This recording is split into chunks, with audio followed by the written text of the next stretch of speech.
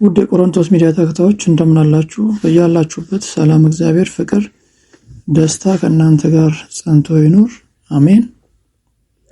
የኦርቶዶክስ ተዋሕዶ ቤተክርስቲያን እምነት ተከታዮች በሙሉ በያላችሁበት ሰላም እግዚአብሔር ከእናንተ ጋር ይሁን። ዛሬ ደግሞ ለየት ባለ መርሃ ግብር መጥቻለሁና አብራችሁን በዘልቁ ታተርፉበታላችሁ። አብረን እንቆይ። ርዕሴ ትዳርና ኩነት በሚል የመጣሁት። በስመ አብ ወወልድ ወመንፈስ ቅዱስ አሐዱ አምላክ አሜን።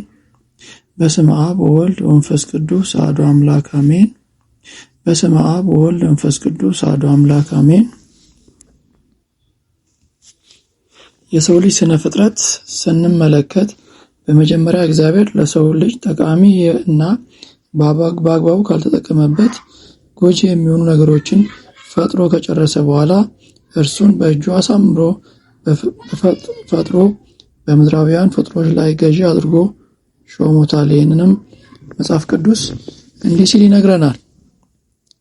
ዘፍጥረት 1:26 ላይ እግዚአብሔርም አለ፣ ሰውን በመልካችን እንደ ምሳሌያችን እንፍጠር፣ በባህር ዓሣዎችንና የሰማይ ወፎችን እንስሳትንም ምድርንም ሁሉ በምድር ላይ የሚንቀሳቀሱትንም ሁሉ ይግዙ ብሏቸዋል። ሌሎች ፍጥሮችን ግን በተለያየ መልኩ የፈጠራቸው መሆኑን ቅዱስ መጽሐፍ ይነግረናል። ሁን ብሎ የፈጠረው በማሰብ የፈጠረው መኖሩም ይታወቃል። ለሰው ልጅ ግን ትልቅ ይሄ ነው ተብሎ ሊገለጽ የማይችል ጥልቅ ፍቅር አለው። ፍቅሩም እስከዚህ የማይባል መጨረሻ የሌለው መሆኑን ቅዱስ መጽሐፍ ይነግረናል። ዮሐንስ 12:1 ላይ ኢየሱስም ከፋሲካ በዓል በፊት ከዚህ ዓለም ወደ አብ የሚሄድበት ሰዓት እንደደረሰ አውቆ በዚህ ዓለም ያሉትን ወገኖቹን የወደዳቸውን እስከ መጨረሻው ወደዳቸው። የሰው ልጅ ክብር እግዚአብሔር ብቻ እያመሰገነ በገነት እንዲኖር ሲያደርገው ስለሚወደው ጭምር ነው። ከማንኛውም እንቅፋት ተከልሎ ለነፍሱ እየተገዛ እርሱን በማመስገን እንዲያገልግል ነበር። የሰው ልጅ ግን በእግዚአብሔር ነጻ ፈቃድ ተሰጥቶት የተፈጠረ በመሆኑ የራሱ በርካታ ባህሪያት ያሉት ታላቅ ፍጡር ሲሆን ራሱን በተለያየ መንገድ ይመለከታል እና ያለበትንም ቦታ ውሱን የተገደበ መስሎ ተሰምቶት የሚኖር ይመስለው ስለነበረ ሰይጣን ይህን ክፍተት ተጠቅሞ በእናታችን ሔዋን አማካይነት ከክብሩ የሚያወጣውንና ደግ ብቻ ከሚያስብበት ከተቀደሰ ቦታ ክፉ ሐሳቢ ወደሆነ መክሮ ከገነት ርስቱ እንዲባረር አደረገው። ቅዱስ መጽሐፍም ይነግረናል።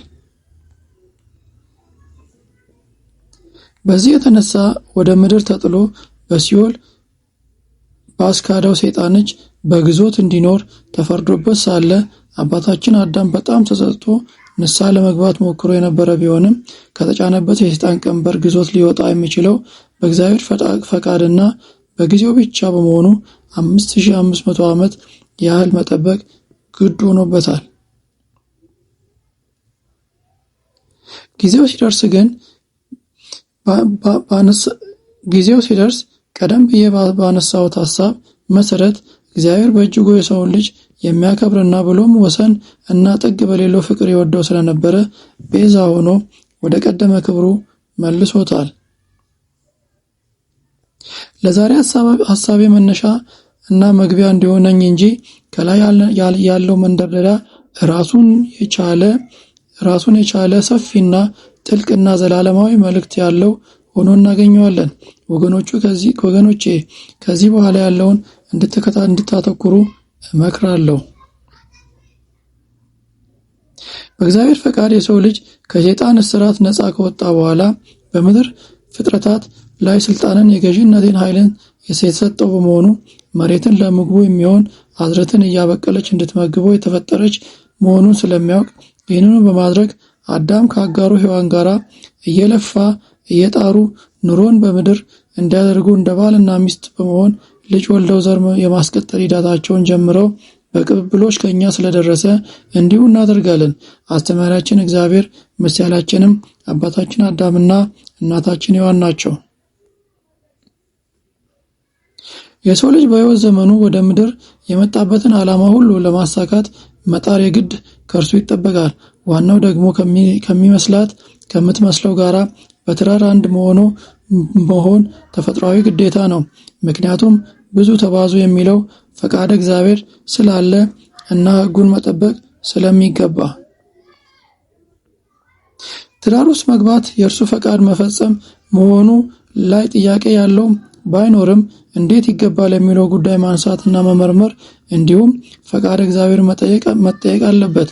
ቅድስናውን ለመጠበቅ ይቻል ዘንድ ነው። የሰው ልጅ ብቻውን ይኖር ዘንድ መልካም አይደለም ተብሎ የለም። ብቻውን ቢኖር የሚያጋጥሙት በርካታ መሰናክሎች ከሰው ልጅ ጋር አብረው ስላሉ ነው። ይህንንም በመጽሐፍ ቅዱስ ስንመለከተው ዘፍጥረት 2:18 እግዚአብሔር አምላክም አለ፣ ሰው ብቻውን ይሆን ዘንድ መልካም አይደለም፣ የሚመቸው ረዳት እንፍጠርለት አለ። ትዳር ትልቁ ተቋምና አገርን የሚመሰርት የሰው ልጆች ጥምረት በመሆኑ የእግዚአብሔር ፈቃድ የሚሆነው በየትኛውም መንገድ ያለው ነው ብለን ማሰባችን አይቀሬ ነው።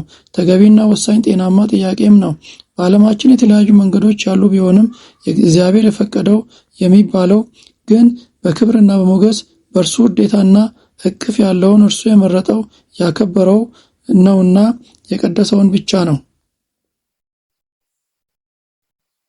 ወንድም ይሁን ሴት በጥንቃቄ ከተለያዩ አሳሳች ድርጊቶች ራሳቸውን ጠብቀው እንደ እግዚአብሔር ፈቃድና ፍላጎት ቅዱስ መጻሕፍትን መሰረት መሆን ይገባቸዋል። ይህም ሁለት ጾታዎች በድንግልና ኖረው ቅድስናቸውን ጠብቀው በምክረ ካህን ቆይተው በሥጋ ወደሙ ከብረው እንዲጋቡ ይፈልጋል።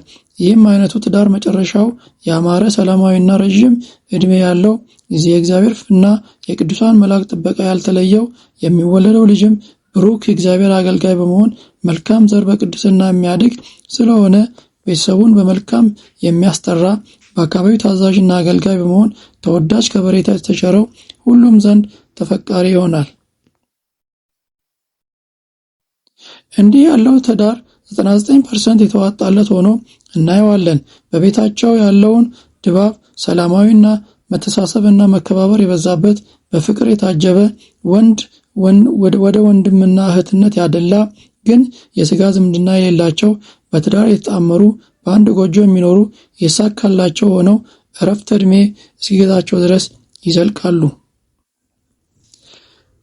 በአንጻሩ ደግሞ በዘፈቀደ ተኑሮ በራስ ምርጫና በጊዜያዊ ዓለማዊ ሁኔታ ውስጥ የተገኘው ትዳር አይነት ግን ብዙ ውጤታማ ያልሆነ በንትርክ የተሞላ በአፍቅሮተ ነዋይ ላይ የተመሰረተ ሲያገኙ የሚደሰቱ ሲያጡና ሲጎልባቸው ነውጥና ለሰይጣን ስራ ተጋላጭነት ያለው ያለመተሳሰብ የበዛበት ግላዊ ፍላጎት የነገሰበት ሲሆን በአብዛኛው የመፍረስ ዕድሉ ሰፊ ነው።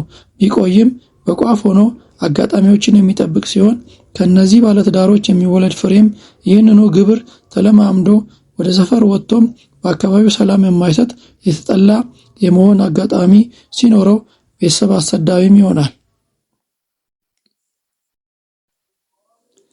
ይሁንና የሚሳካበት አጋጣሚ ይፈጠራል። ትንሽ ተስፋ የሚኖረው በአንድ ወገን ታጋሽነት እና ሽሩሩ እንዲሁም እንክብካቤ ከመፍረስ የሚተርፍ ይኖራል። ምክንያቱም ደግሞ እግዚአብሔር ከታጋሾች ጋር በመሆኑ እና ትዳርን ባራኪ እርሱ ስለሆነ ብቻ የመለሱ እንደሆነ ይመለሱ እንደሆነ ጊዜ ለመስጠት ነው። እንዲህ ያሉት ባለትዳሮች አኗኗራቸው የሰለቻቸ በኩርፊያ የታጀበ ጊዜያቸው የረዘመ ነው። ፍቅር የሌለው ቤትና ቤተሰብ ውስጥ ደግሞ መንፈስ ቅዱስ የሌለበት ሰይጣን የሚጋልበው ይሆናል። የሰው ልጅ ልቦና ሰጥቶት ማስተዋል ከቻለ ሕገ እግዚአብሔርን ማክበርና መጠበቅ ግዴታ ነው። በመሆኑም ለዓለማዊ አላፊ ጠፊ ለሆኑ ቁሳቁሶች ተሸንፎ ክብሩን አሳልፎ መስጠት የለበትም። ውብና ማራኪ በፍቅር ታጅቦ የዘለቀ መልካም ትውልድ በማፍራት ለሀገር ለወገን በማገልገል ለእግዚአብሔር ሕግጋቶች ተገዢ በመሆን የራሱን ዕጣ ፈንታ በዚህ ውስጥ የሚፈጽም አድርጎ ገርቶ ማሳደግ እና የእረኝነት ሚናን ቤተሰብ በአግባቡ አሰልጥኖ ተተኪ እንዲሆን ከወላጅ የሚጠበቅ ነው። በመጨረሻም ወንድም ይሁን ሴት ድንግልና መጠበቅ የውዴታ ግዴታ ነው። ሕገ እግዚአብሔርን ማክበር ስለሆነ ቅድስናን የማግኘት ዕድል ይኖረዋል። ስለዚህ ድንግልናን ሊያፈርሱ ከሚችሉ አሳሳች ድርጊቶች በተቻለ አቅም በእግዚአብሔር ፈቃድ እና ጥበቃ መጠንቀቅ፣ ራስንን መግዛት ተገቢ በመሆኑ ልጆች ራሳቸውን እስኪችሉ በትክክልና በትምህርት እንዲሁም በተግሳጽ ውስጥ በግብረ ገብ በማሳደግ ሕሊናቸው ውስጥ ፈሪሃ እግዚአብሔርን ዘርቶ በማሳደግ ኃላፊነት አለባቸው። በቅድስና የሰጣቸውንም ፍሬ መልሰው ለእግዚአብሔር መስጠት ግዴታ አለባቸው። ሲራክ 31 ላይ ልጁን የሚወድ ሰው በሱ ደስ ይለዋል ይለው ዘንድ ልጁን መቅጣት ቸል አይበል። 32:12 ላይ ባደገ ጊዜ እንዳይከዳህ በልጅነቱ ጎን ክረፈው። ለዛሬ ውድ ቤተሰቦቼ ለዛሬ በዚሁ ገታው። ምን እንደሰማችሁ ሐሳባችሁንም እንደ ልምዳችሁንም ብታካፍሉኝ በሌላ መልክ መልሼ ለማቅረብ ዝግጁ ነኝ። አብራችሁን እስካሁን ቆይታችሁ እግዚአብሔር ይባርካችሁ። በየላችሁበት ሰላም ይሁኑ። ቸርም እንሰንብት። ካስጀምሮ ስላስፈጸመኝ እርሱ ክብሩን ይውሰደው። አሜን። ወስብሐት ለእግዚአብሔር ወላዲቱ ድንግል ወለመስቀሉ ክብር። ይቆየን። ውድ ቤተሰቦች እንዲህ ያለውን ትዳር እንግዲህ እግዚአብሔር ይስጣችሁ፣ ጠብቆ አቆይቶ በክብር ይሾማችሁ እላለሁ።